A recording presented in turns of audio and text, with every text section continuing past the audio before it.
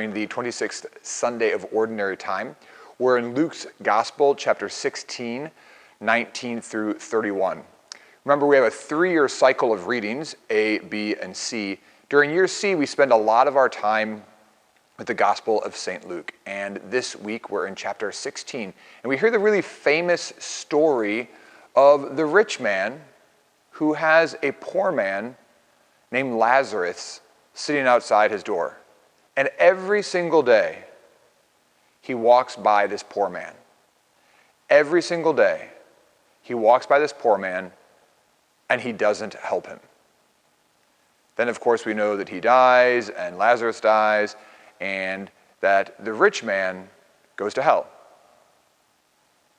And Lazarus goes to heaven. And the rich man from hell is asking for help.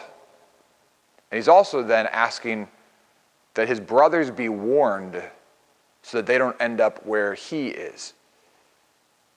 How often do we walk by a situation that we're supposed to address and we don't act? I have found in my own life that if I walk by a situation and I don't act, if I do it more than twice, I can pretty much just guarantee that it's just going to continue to happen again and again and again and again and again and again. Just this morning, I woke up and I cleaned an area in my basement that, no joke, has been a mess for 2 months. And every single day for the last 2 months, in the back of my mind, I've told myself, you need to go and clean that up. It's like right by my washer and dryer in the basement. And a few months ago, I was looking for something. I took a whole bunch of boxes off the shelves, and I was in a rush. And I put my running clothes in the washer every single day. Like, I throw them in the washer when I get back. I see this every single day. And I haven't cleaned it up. Because I walked by it day 1 and said, oh, I'll do that later. I walked by it day 2 and I said, oh, I'll do that later. And then at that point, forget about it. How often in our lives do we just, it's the decision that we make often on day 1 and day 2, and then it's just done. You put something on the steps to take upstairs, and then you'll go upstairs 20 times and never take the object that you put on the steps to take with you. You remind yourself you need to clean something out, or you need to write a letter, or you need to pay a bill, or you need to wash your car or clean your car, or you need to call your mom, or you need to call your dad. And then we get to day 2 and day 3, and at that point, forget about it. This is exactly what happens to the rich man. And because of it, he ends up in hell. Because there's a poor man sitting outside of his door and he ignores him. It became then his habit. Repeated behaviors become habits. Repeated behaviors become habits.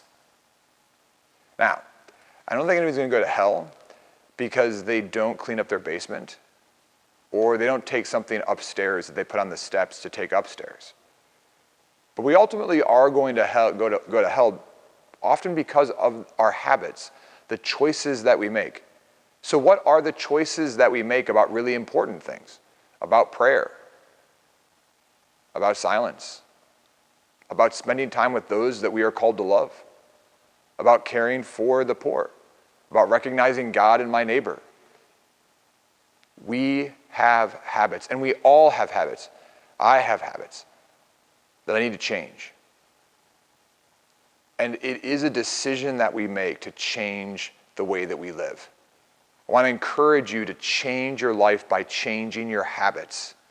What are things right now, get out a piece of paper, write them down. What are things right now that are in your house, in your apartment, that are in your life, that are on your desk, emails in your inbox, letters that need to be written, phone calls that need to be made, and do them today. Don't put off till tomorrow what you can do today.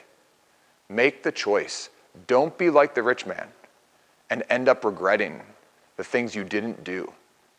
Do them today. I think that's a great message from this gospel passage, a great challenge. So I want you to take that to heart, pray about it, act on it.